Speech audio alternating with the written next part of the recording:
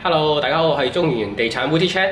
今日介紹嘅單位咧，屬於馬鞍山海柏花園5座高層嘅 A 室單位。呢個總面積咧就係568尺加天台469尺，3房1廁嘅單位嚟嘅。嗱，依家就帶大家睇下個內部嘅情況。好，由於時間關係，即刻介紹咗旋轉樓梯先。嗱，咁喺呢一度咧就同樓下 A 室一樣，都係560尺，咁啊多咗呢一個位置嘅旋轉樓梯。好，咁呢一度咧旋轉樓梯上完嚟之後嘅話咧，咁上高咧亦都會有少少儲物嘅空間咧，可以做翻個櫃嘅。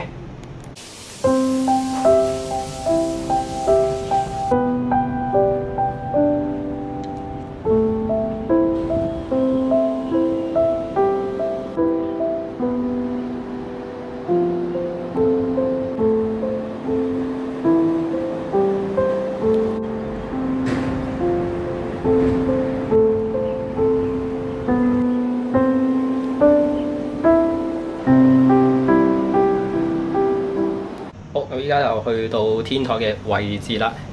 咁啊，天台有469尺，咁啊相當於一個海柏大2房嘅一個單位嚟嘅，非常之闊落。咁我哋由呢一個位置咧，直接望翻前面嘅話咧，咁亦都可以望到啦呢個左右兩邊海嘅位置啦。好，咁啊趁現在仲有少少光線咧，咁啊再拍一拍海景呢一度。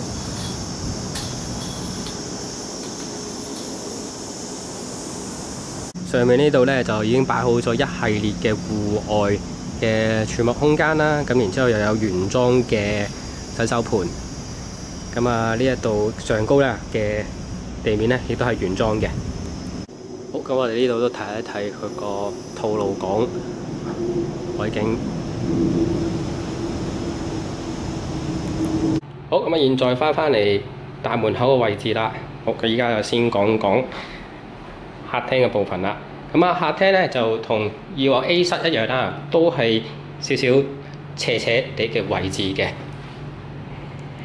咁啊純粹嗰啲窗台嘅位置就唔同咗啦，咁啊由呢一個位置就移伸到去呢個旋轉樓梯下低嘅。咁啊再睇睇呢一個旋轉樓梯啦，因為其實係以往呢一種舊式嘅做法嘅話咧，咁啊慳咗個空間咧非常之多嘅。好，咁我哋而家呢一個位置咧就屬於梳化嘅一個位嚟嘅。咁然之後佢呢個好嘅地方咧，咁呢一度原先咧，咁呢一個好好嘅設計就係將個電視架咧咁樣去做嘅話咧，咁啊平時可以打橫或者打平咁樣放翻咧，咁令到可以矯正翻睇電視嘅位置嘅。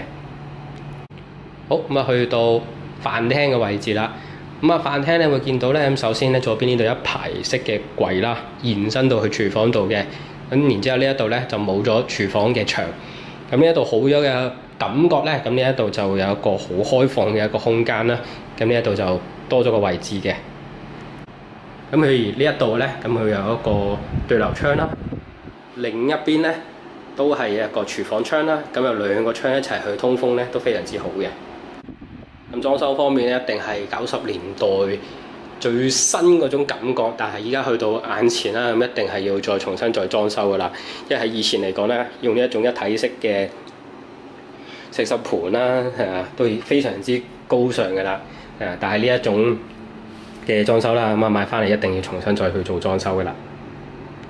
好，咁啊去到走廊，咁啊走廊個頂咧咁就冇做到一啲角仔啊咁樣去做儲物嘅。好，咁啊去到第一間房。咁啊，都好多見到聰明嘅地方咧，咁就係用咗趟門去做翻嘅。咁而且仲有啲好嘅地方咧，就係佢特色單位咧，咁佢就係冇窗台嘅位置嘅。咁啊，令到佢拍埋出嚟嘅時候咧，咁可以令到個空間咧，咁就會貼貼服服嗰種感覺。咁啊，少少個空間，咁啊5臟俱全，有衣櫃、床頭櫃，亦都會有一個書台添，然之後呢度仲有一個開放嘅空間可以俾你使用翻添嘅。好，然後又去到另一間房，咁啊唔同嘅感覺，咁啊呢一度係打直向翻住個窗口嘅，咁然之後咧暫時咧呢一度嘅間隔咧，因為我就敲過啦，咁呢一度就唔係實心牆嚟嘅。好，咁啊啱啱片頭都所講啦，咁我哋呢一度就係3房嘅一廁所，咁喺呢一度係將2個洗手間咧打通咗，咁啊變咗1個嘅洗手間。咁然之後呢一度咧可以睇到咧，佢係沿用翻咧呢一個海柏嗰種設計咧，呢一度做翻到門。可想而知咧，當其時咧可以做到呢一種嘅設計咧，都唔容易嘅。咁細嘅浴缸又可以做到按摩池，同埋都非常之乾淨企理嘅一個設計。好，咁去到最後主人房啦。咁主人房空間感非常之大，可以做到3邊落床。咁喺前面呢個位置有個儲物嘅空間啦。咁比較特別嘅地方咧，就會睇到咧佢個床頭嘅位置咧係會有個洗手盆喺度嘅。